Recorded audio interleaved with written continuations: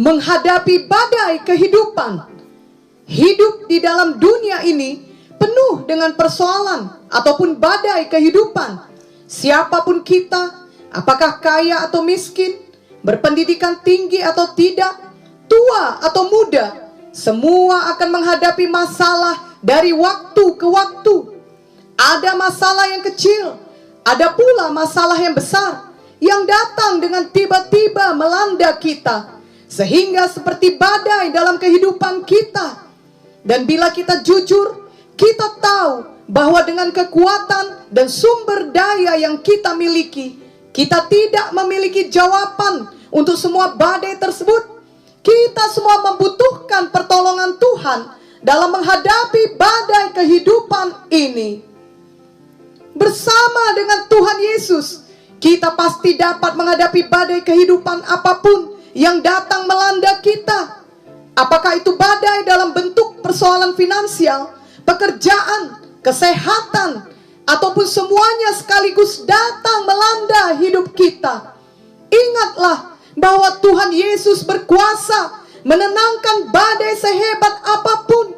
Dan Tuhan Yesus juga berkuasa menenangkan hati kita pada saat kita sedang menghadapi semua badai kehidupan tersebut. Markus 4 ayat 35 sampai 41 menuliskan, pada hari itu, waktu hari sudah petang, Yesus berkata kepada mereka, marilah kita bertolak ke seberang. Mereka meninggalkan orang banyak itu, lalu bertolak, dan membawa Yesus beserta dengan mereka dalam perahu, di mana Yesus telah duduk, dan perahu-perahu lain juga menyertai dia. Lalu mengamuklah tofan yang sangat dahsyat, dan ombak menyembur masuk ke dalam perahu, sehingga perahu itu mulai penuh dengan air. Pada waktu itu Yesus sedang tidur di buritan di sebuah tilam. Maka murid-muridnya membangunkan dia dan berkata kepadanya, Guru, engkau tidak peduli kalau kita binasa? Ia pun bangun, menghardik angin itu, dan berkata kepada danau itu, diam, tenanglah. Lalu angin itu reda, dan danau itu menjadi teduh sekali. Lalu ia berkata kepada mereka, mengapa kamu begitu takut? Mengapa kamu tidak percaya? Mereka menjadi sangat takut dan berkata seorang kepada yang lain, siapa gerangan orang ini sehingga angin dan danau pun taat kepadanya? Di sini dituliskan bahwa badai yang melanda perahu yang membawa murid-murid dan Tuhan Yesus terjadi tiba-tiba setelah mereka menyelesaikan suatu pelayanan. Sesuatu yang tidak mereka harapkan terjadi. Dan itu terjadi justru setelah mereka mengerjakan kehendak Tuhan. Dan badai tersebut sangat dahsyat, bukan sekedar angin atau ombak biasa. Dari kisah ini kita dapat mengerti bahwa selama manusia hidup di dunia ini, badai pasti akan datang pada semua orang, baik yang hidup di luar kehendak Tuhan maupun yang patuh dan hidup dalam kehendak Tuhan. Jadi anak-anak Tuhan juga mengalami badai kehidupan yang dahsyat. Matius 7 ayat 24 sampai 27 berkata, setiap orang yang mendengar perkataanku ini dan melakukannya, ia sama dengan orang yang bijaksana. Ia mendirikan rumahnya di atas batu. Kemudian turunlah hujan dan datanglah banjir. Lalu angin melanda rumah itu, tetapi rumah itu tidak rubuh, sebab didirikan di atas batu. Tetapi setiap orang yang mendengar perkataanku ini dan tidak melakukannya, ia sama dengan orang yang bodoh. Ia mendirikan rumahnya di atas pasir. Kemudian turunlah hujan dan datanglah banjir. Lalu angin melanda rumah itu, sehingga rubuhlah rumah itu, dan hebatlah kerusakannya. Firman Tuhan ini mengajarkan kepada kita untuk jangan terkejut dan juga jangan bingung bila badai kehidupan yang dahsyat datang melanda hidup kita. Walaupun kita sudah menjadi pelaku firman, badai pasti datang, hujan pasti datang, banjir pasti datang, baik kepada orang yang melakukan firman ataupun kepada orang yang tidak melakukan firman. kedua golongan tersebut pasti akan menghadapi badai. Itulah sebabnya kita perlu memilih menjadi orang yang mendirikan rumah di atas batu, yakni kita terus setia menjadi pelaku firman Tuhan, maka rumah kita akan tetap berdiri, yang berarti kita akan menang menghadapi badai kehidupan tersebut. Di pihak lain, bila selama ini kita mengetahui firman namun tidak melakukannya, maka marilah kita dengan jujur mengaku dan mau bertobat. Bila kita selama ini menikmati gaya hidup yang salah, yakni hidup diikat oleh dosa, maka kita perlu berbalik dari gaya hidup tersebut dan sungguh-sungguh kembali melakukan kebenaran firman Tuhan. Sebab bila tidak demikian, maka kita adalah seperti orang yang mendirikan rumah di atas pasir. Badai kehidupan yang datang melanda kita akan mengalahkan dan menghancurkan kita. Janganlah sampai hal demikian terjadi. Tuhan Yesus tidak mau badai kehidupan menghancurkan kita. Tuhan Yesus mau agar kita anak-anaknya menghadapi badai tersebut bersama dengan Dia, yakni dengan kuasa firman dan kuasa Roh Kudus. Sesungguhnya Tuhan Yesus sudah menyediakan itu semua untuk kita. Tuhan Yesus telah mati bagi kita di Golgota, di mana Ia telah menanggung semua kutuk dosa dan membayar lunas semua dosa kita. Tuhan Yesus sudah menyediakan jalan keselamatan bagi kita. Kemudian Tuhan Yesus juga telah menyediakan jalan kemenangan bagi kita. Ia memberikan firman dan Roh Kudus-Nya bagi kita, sehingga selama kita hidup di dunia ini, kita dapat memiliki damai di tengah badai. Dan kemudian kita akan keluar dari badai tersebut dengan selamat bersama-sama dengan Dia. Marilah kita memilih untuk percaya sungguh-sungguh kepada Tuhan Yesus, untuk patuh kepada firman-Nya, dan patuh kepada pimpinan Roh Kudus di dalam hati kita, sehingga kita menjadi seperti orang yang mendirikan rumah di atas batu, yang tetap bertahan ketika ada badai kehidupan yang melanda kita. Biarlah di saat badai kehidupan melanda, hal itu selalu membawa kita semakin mendekat kepada Tuhan, termasuk dalam kita menghadapi pandemi COVID-19 yang belum berakhir ini. Bila selama ini kita memang hidup mematuhi firman Tuhan, biarlah kita semakin sungguh-sungguh melakukannya. Tetapi bila masih ada bagian hidup kita yang tidak mematuhi firman Tuhan, kiranya keadaan pandemi COVID-19 ini membuat kita mau bertobat sungguh-sungguh. Mazmur 119 ayat 67 dan 71 berkata, "Sebelum aku tertindas, aku menyimpang, tetapi sekarang aku berpegang pada janji-Mu, bahwa aku tertindas itu baik bagiku, supaya aku belajar ketetapan-ketetapan-Mu." Sebenarnya keadaan pandemi COVID-19 sejak tahun lalu dapat membuat kita menyadari bahwa hidup manusia di dunia ini sangatlah terbatas dan juga sementara. Lalu hal ini membuat kita semakin mau mendekat kepada Tuhan Yesus. Namun di pihak lain, dapat juga keadaan pandemi COVID-19 ini tidak begitu mengubah hati kita. Kita tetap berusaha menghadapi semua dampaknya dengan kekuatan manusiawi kita dan tetap tidak mendekat kepada Tuhan. Janganlah hal seperti ini terjadi. Biarlah setiap badai kehidupan yang terjadi di sekeliling kita dan yang terjadi kepada kita tidak ada yang sia-sia, tetapi biarlah hal itu membawa kita semakin mendekat kepada Tuhan, semakin menjadi pelaku firman, dan semakin mengenal Tuhan. Amin. Di saat kita berada di tengah badai kehidupan, janganlah lupakan bahwa Tuhan Yesus tidak pernah meninggalkan kita. Ia tetap bersama kita. Tuhan Yesus sangat mengasihi kita. Ia Tuhan yang berkuasa, yang setia, dan yang tidak pernah berubah. Ia pasti selalu menolong kita dan melindungi kita. Jadi biarlah kita sebagai anak-anak Tuhan benar-benar memiliki persekutuan pribadi dengan Tuhan, dan bukan hanya sekedar mengetahui tentang Tuhan. Tentunya ada perbedaan yang besar antara mengetahui mengenai seseorang dengan mempunyai hubungan pribadi dengan orang tersebut. Seseorang bisa berkata dia mengetahui banyak mengenai Presiden Amerika Serikat atau presiden mana saja. Mungkin melalui media sosial dia bisa mengetahui bagaimana kebiasaan presiden tersebut, makanan kesukaannya, ataupun warna favoritnya, dan banyak hal lainnya. Tetapi sebenarnya dia tidak memiliki hubungan pribadi atau persekutuan pribadi dengan presiden itu. Maka semua pengetahuannya tentang presiden itu tidak akan dapat menolongnya ketika dia sedang dalam kesulitan. Tetapi seorang anak presiden yang memang memiliki hubungan pribadi dengan ayahnya tentu mengalami perlakuan berbeda ketika ia menghadapi persoalan.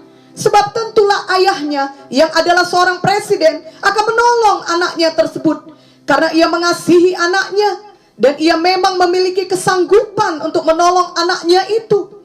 Kita mengerti bahwa kuasa Tuhan Yesus melebihi kuasa presiden manapun di dunia ini. Ia adalah Tuhan kita dan juru selamat kita. Namun tidak cukup bagi kita untuk sekedar mengetahui saja bahwa Tuhan Yesus berkuasa dan Tuhan Yesus penuh kasih. Kita masing-masing perlu memiliki persekutuan pribadi dengan Tuhan Yesus. Kita bersekutu dengan Tuhan Yesus tiap-tiap hari. Di saat kita merenungkan firman-Nya, di saat kita bicara dengannya di dalam doa, di saat kita mendengarkan suaranya melalui pimpinan Roh Kudus di dalam hati kita. Sama seperti hubungan di dunia ini yang dibina dengan meluangkan waktu, begitu juga gambaran hubungan kita dengan Tuhan. Kita menyediakan waktu untuk bersekutu dengan Tuhan tiap-tiap hari di dalam firman dan doa. Dengan demikian kita akan semakin mengenal karakter Tuhan, kekudusan Tuhan, kasih Tuhan, kesetiaan Tuhan, dan kuasa Tuhan. Maka ketika badai kehidupan datang, kita tidak khawatir. Kita juga tidak akan dihancurkan oleh badai itu. Tetapi jika kita tidak mengenal pribadi Tuhan, karena selama ini walaupun kita mengetahui tentang Tuhan, namun sebenarnya kita jauh dari Tuhan, maka badai kehidupan yang dahsyat dapat membawa ketakutan yang dahsyat juga kepada hati kita.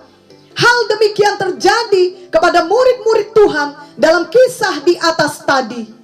Mari kita baca kembali Markus 4 ayat 38. Pada waktu itu Yesus sedang tidur di buritan di sebuah tilam.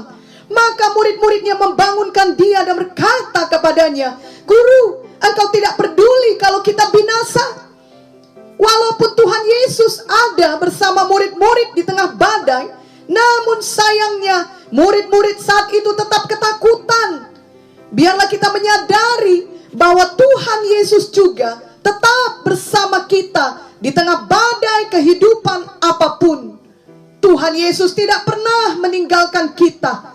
Jadi janganlah kita membiarkan ketakutan menguasai kita. Janganlah pernah kita meragukan atau melupakan kesetiaannya. Mazmur 89 ayat 9 sampai 10 berkata, "Ya Tuhan, Allah semesta alam, siapakah seperti Engkau? Engkau kuat ya Tuhan, dan kesetiaan-Mu ada di sekelilingmu. Engkaulah yang memerintah kecongkakan laut. Pada waktu naik gelombang-gelombangnya, Engkau juga yang meredakannya." Dan Mazmur 107 ayat 28 sampai 31 berkata, "Maka berseru-serulah mereka kepada Tuhan dalam kesesakan mereka, dan dikeluarkannya mereka dari kecemasan mereka. Dibuatnyalah badai itu diam, sehingga gelombang-gelombangnya tenang. Mereka bersuka cita, sebab semuanya reda, dan dituntunnya mereka ke pelabuhan kesukaan mereka." Biarlah mereka bersyukur kepada Tuhan karena kasih setianya, karena perbuatan-perbuatannya yang ajaib terhadap anak-anak manusia. Dari ayat di atas kita diingatkan bahwa Tuhan Yesus dapat meredakan badai kehidupan apapun yang terjadi di sekeliling kita. Dan yang lebih penting lagi adalah Tuhan Yesus dapat meredakan badai yang ada di dalam hati kita, yakni badai ketakutan, kekhawatiran, kesedihan, dan keputusasaan. Kita tidak tahu berapa lama badai kehidupan di sekeliling kita akan berlangsung. Bahkan sebenarnya jika satu badai berlalu, maka di waktu yang akan datang, pasti akan datang badai kehidupan berikutnya. Kita tidak selalu dapat menghentikan badai di sekeliling kita, tetapi kita dapat menghentikan badai di dalam hati kita.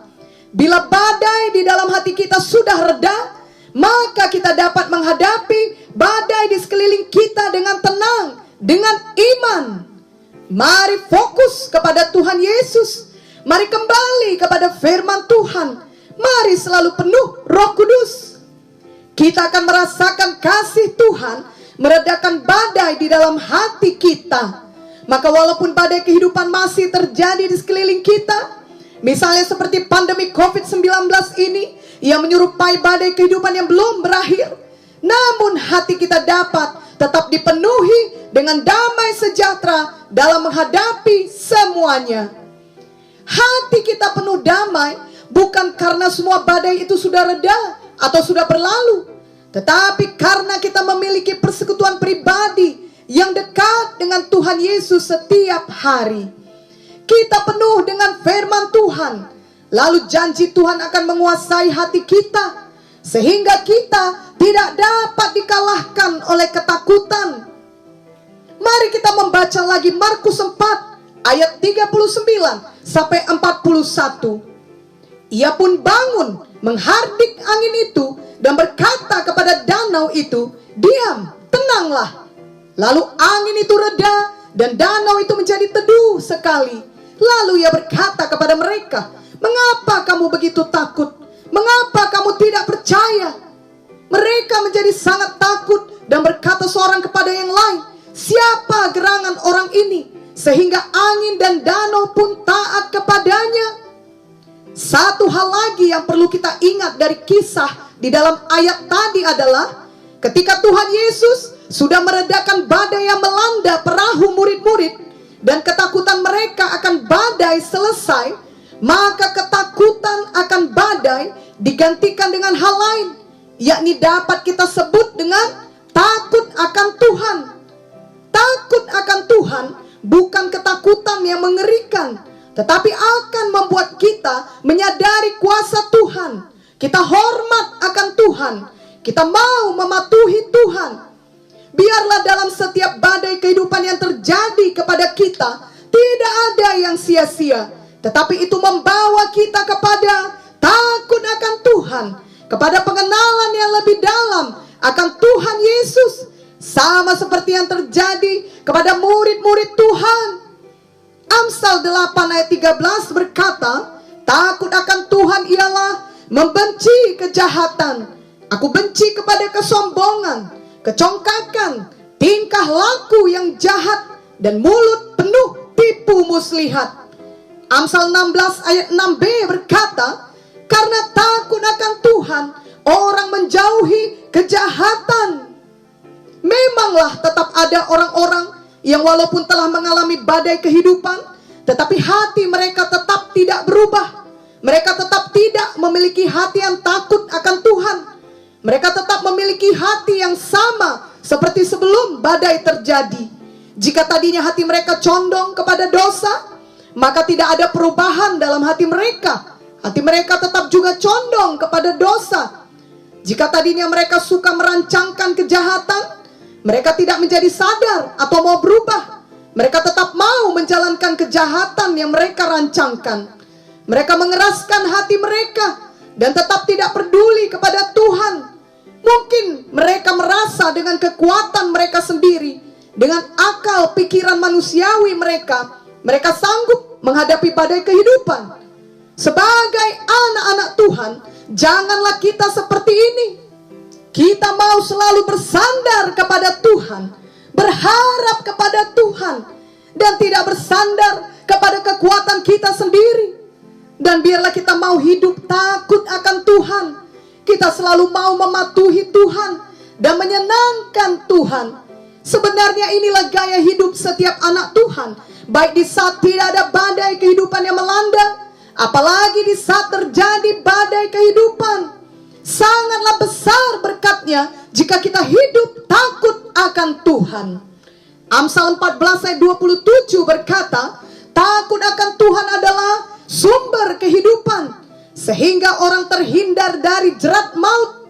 Amsal 10 ayat 27 berkata, takut akan Tuhan memperpanjang umur, tetapi tahun-tahun orang fasik diperpendek. Mazmur 34 ayat 8 dan 10 berkata, malaikat Tuhan berkemah di sekeliling orang-orang yang takut akan Dia, lalu meluputkan mereka. Takutlah akan Tuhan, hai orang-orangnya yang kudus, sebab tidak berkekurangan orang yang takut akan Dia. Mazmur 103 ayat 17 berkata, tetapi kasih setia Tuhan dari selama-lamanya sampai selama-lamanya atas orang-orang yang takut akan Dia, dan keadilannya bagi anak cucu. Izinkanlah Roh Kudus bicara dalam hati kita dan mengubahkan hati kita untuk semakin menjadi seperti Tuhan Yesus. Biarlah kita semua selalu mau bertobat dan bertumbuh di dalam hidup takut akan Tuhan. Karena hidup takut akan Tuhan adalah proses yang terus-menerus berlangsung seumur hidup kita. Janganlah ada kita yang mengeraskan hati. Amsal 28 ayat 14 berkata, berbahagialah orang yang senantiasa takut akan Tuhan, tetapi orang yang mengeraskan hatinya akan jatuh ke dalam malapetaka.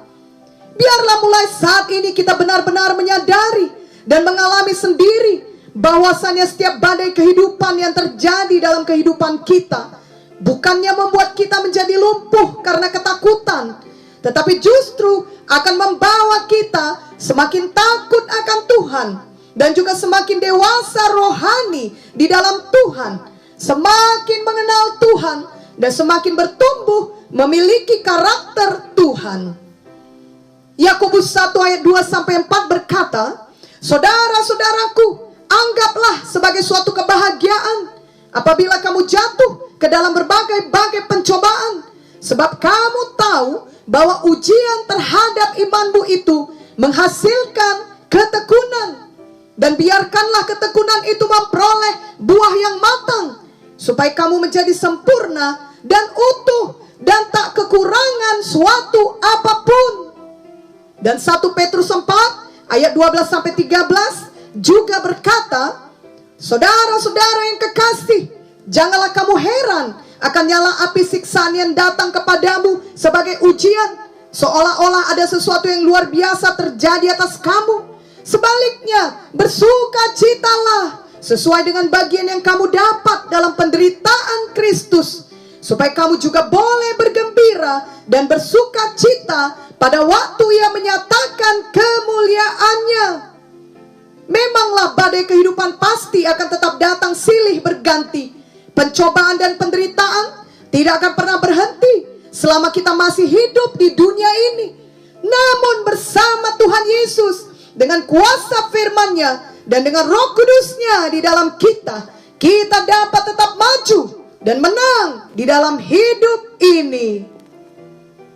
Ingatlah kisah Tuhan Yesus yang berkata kepada murid-murid dalam Markus 4 ayat 35b, marilah kita bertolak ke seberang. Jadi bagaimanapun dahsyatnya badai, mereka pasti tiba di seberang. Dan memanglah Markus 5 ayat 1 menuliskan, lalu sampailah mereka di seberang danau di daerah orang Gerasa. Demikian juga Tuhan Yesus sudah berjanji kepada kita bahwa kita akan sampai ke seberang. Artinya kita akan sampai kepada janji Tuhan dan panggilan Tuhan dalam hidup kita. Masa depan kita sudah dijamin oleh Tuhan, yakni dalam kemenangan, dalam kekekalan, di sorga yang kekal, di Yerusalem baru. Apapun badai yang terjadi, kita pasti akan sampai di sana. Dan biarlah pengertian akan hal itu membuat hati kita selalu damai dan penuh sukacita. Ingatlah ayat Roma 8 ayat 28 sampai 29. Kita tahu sekarang bahwa Allah turut bekerja dalam segala sesuatu untuk mendatangkan kebaikan bagi mereka yang mengasihi Dia, yaitu bagi mereka yang terpanggil sesuai dengan rencana Allah. Sebab semua orang yang dipilihnya dari semula, mereka juga ditentukannya dari semula untuk menjadi serupa dengan gambaran anaknya, supaya ia anaknya itu menjadi yang sulung di antara banyak saudara. Puji Tuhan, semua mendatangkan kebaikan bagi kita, dan kebaikan yang paling besar dalam melalui semua badai kehidupan yang melanda kita adalah kita akan semakin diubahkan menjadi seperti Tuhan Yesus. Hati kita semakin diubahkan, karakter kita semakin diubahkan. Kita bertumbuh setiap hari menjadi semakin serupa dengan Tuhan. Lalu hasilnya adalah orang-orang di sekeliling kita akan melihat Tuhan Yesus melalui hidup kita yang berubah tersebut. Mereka dapat melihat kesabaran Tuhan ada dalam hidup kita, juga ketenangan dan damai sejahtera Tuhan ada dalam kita. Kiranya mereka juga melihat kekudusan Tuhan, melihat damai Tuhan, melihat kasih Tuhan, dan terutama melihat kuasa Tuhan yang dinyatakan melalui perkataan kita, tindakan kita, walau di tengah badai sekalipun. Dan biarlah itu membawa mereka untuk datang dan percaya kepada Tuhan Yesus. Dengan demikian badai kehidupan bukannya menghancurkan kita, justru rumah rohani kita tetap berdiri, dan kita menjadi terang Tuhan di tengah kegelapan dunia ini. Matius 5 ayat 14-16 berkata, kamu adalah terang dunia. Kota yang terletak di atas gunung tidak mungkin tersembunyi. Lagi pula orang tidak menyalakan pelita lalu meletakkannya di bawah gantang, melainkan di atas kaki dian, sehingga menerangi semua orang di dalam rumah itu. Demikianlah hendaknya terangmu bercahaya di depan orang, supaya mereka melihat perbuatanmu yang baik dan memuliakan Bapamu yang di sorga. Jadi biarlah kita senantiasa menghadapi setiap badai kehidupan bersama dengan Tuhan Yesus. Maka kita tetap menjadi terang yang bercahaya bagi banyak orang, dan hidup kita memuliakan Bapa di sorga. Amin.